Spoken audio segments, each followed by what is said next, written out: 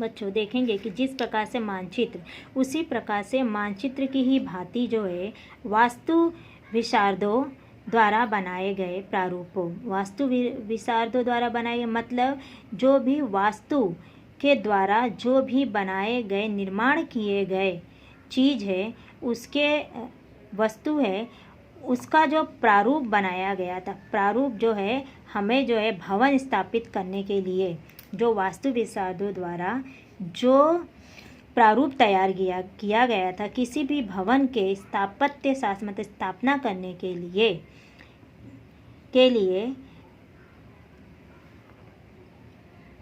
तथा किसी क्षेत्र के विकास में मतलब उस क्षेत्र का विकास कितना हुआ है वो हमें जो है वो पता चलता है हमें वो पता चलता है प्रारूप के द्वारा। जैसे कि किसी भवन का निर्माण करना है तो पहले उसका क्षेत्र क्या था, किसी भी भवन का निर्माण करने के लिए हमें उसका पहले प्रारूप तैयार करना पड़ता है। तो उस प्रारूप के द्वारा ही जो है हमें उस भवन का निर्माण कार्य के बारे में पता चलता है। उसी प्रकार से इस प्रारूप के ही द्वारा जो है किसी क्षेत्र का भी प्रारूप पहले तैयार किया जाता है कि वो जो क्षेत्र है जहाँ पे वो भवन बना है वो कितना, उसका क्षेत्र पहले कैसे था, वहाँ पे पहले कौन सी चीज़ें थी, पहले वहाँ पे कौन सी चीज़ें बनाई गई थी, उसके बाद जो है इस भवन का निर्माण हुआ या उसके बाद जो है उस क्षेत्र में उस स्थान पर क्या क्या और जो है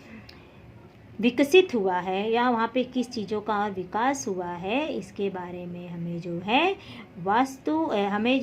वास्तु विशारदों द्वारा जो है प्रारूप में देखने को या उसका अध्ययन करने को मिलता है। अब देखेंगे कि मुंबई पोर्ट ट्रस्ट विभाग के पास मुंबई बंदरगाह के मौलिक स्वरूप हैं। इसके लिए जैसे कि मुंबई पोर्ट ट्रस्ट भाग के पास ही जो ये मुंबई पोर्ट ट्रस्ट का जहाँ पे निर्माण हुआ है उसी के पास में जो बंदरगाह है उससे हमें उसका भी जो है हमें जो है प्रारूप जो है प्राप्त होता। उससे हमें पता चलेगा कि पहले जो है बंदरगाह, मुंबई का जो बंदरगाह है वहाँ पे किस प्रकार का था या पहले जो वहाँ पे क्या था, फिर उसके बाद बंदरगाह में उसका निर्माण किस प्रकार से किया, उसका जो क्षेत्र क्या था, वो सब की जानकारी हमें यहाँ पे मिलती है। इस बंदरगाह को विकसित करते समय वास्तु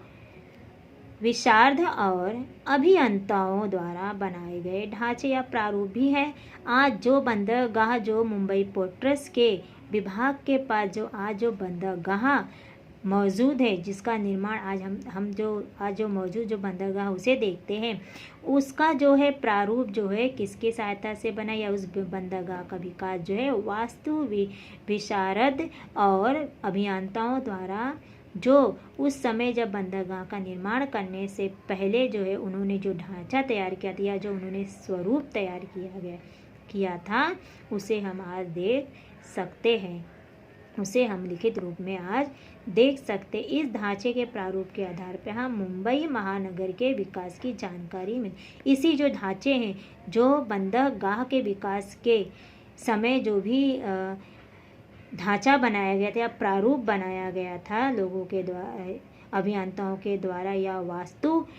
विशारद के द्वारा जो बनाया गया था, उसी के आधार पर, उसी ढांचे के स्वरूप के आधार पर हम जो है जो हमारी जो मुंबई महानगरी है उसके भी विकास की जानकारी जो हमें उस प्रारूप के अंदर हमें प्राप्त होती है। अब हम देखेंगे कि ये अभी तक हम लोगों ने पढ़ा भौतिक साधन और लिखित साधन। अब उसके बाद आता है हमारा मौखिक साधन। मौखिक साधन जो है आधुनिक भारत के इतिहास में जो है मौखिक साधनों में निम्नलिखित साधनों का समावेश होता है, जिसमें जो है मौखिक साधनों में जो है निम्नलिखित साधन कौन, जो कि मौखिक साधन अभी हम देखेंगे कि मौखिक किसे कहते, वह सब कही हुई बातें, यानी वह सब कही हुई बातें जो लिखी ना जाए, जबानी मतलब जिसको हम वार्तालाप के द्वारा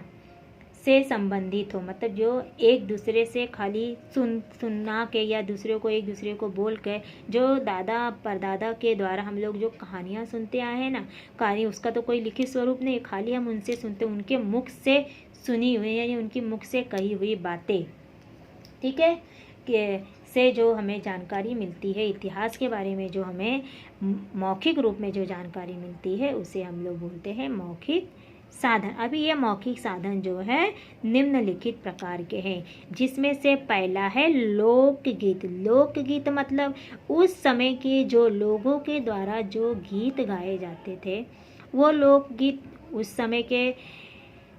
जो संस्कृति होगी या उस समय की जो स्थिति होगी, उस समय जो प्राकृतिक वातावरण होगा, उसके आधार पर जो है लोकगीत गाया जाता था। पवाड़े, पवाड़े जो है मराठी का एक काव्य है जिसमें जो है शौर्य गान गाया था। शौर्य गान का मतलब क्या है